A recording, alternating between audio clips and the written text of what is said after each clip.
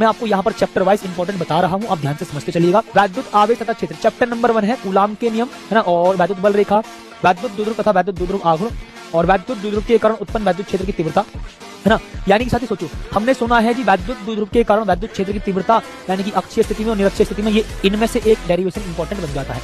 यहाँ पर साथी अगर मैं बात करूँ तो देखो यहाँ से न्यूमेरिकल बनता है, ठीक है भाई। अगर साथी मैं यहाँ पर आप सभी से बात करूँ तो देखो यहाँ से भी हमारा एक न्यूमेरिकल बनता है, ठीक है, यहाँ से भी न्यूमेरिकल बनता है। अब इस बात पर फोकस करेंगे, ठीक है भाई, आप साथ इस बात पर फोकस करेंगे कि हाँ सर यहाँ से न्यूमेरिकल बनता है, ठीक है।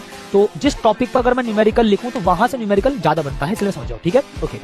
तो मैंने कहा ठीक है, वैद्युत द्विध्रुव के कारण उत्पन्न वैद्युत क्षेत्र की तीव्रता, एक समान वैद्युत क्षेत्र में वैद्युत द्विध्रुव पर बल युग्म का आघूर्ण टाउ बराबर P sine theta, very very most important, 2025 में भी आया था, 2026 के 2 साइड में कम से कम पूछेगा, ठीक है।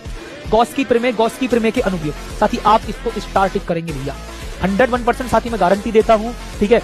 एक अनंत लंबाई के सीधे तार के निकट वैद्युत क्षेत्र की तीव्रता, है ना, एक समतल आवेशित चादर के निकट वैद्युत क्षेत्र की तीव्रता, और सुनो गॉस की प्रमेय की सहायता से कूलाम के नियम की प्राप्ति, और एक और है गोलीय कोष के कारण वैद्युत क्षेत्र की तीव्रता। 101% साथी गॉस की प्रमेय पर आधारित डेरिवेशन आपको दिखाई देगी, लिख करके दे रहा हूं, स्टाम्प पेपर पर सिग्नेचर करा लो। गॉस की प्रमेय 101% आपको पेपर में दिखाई देगी, यानी कि गॉस की प्रमेय के अनुप्रयोग।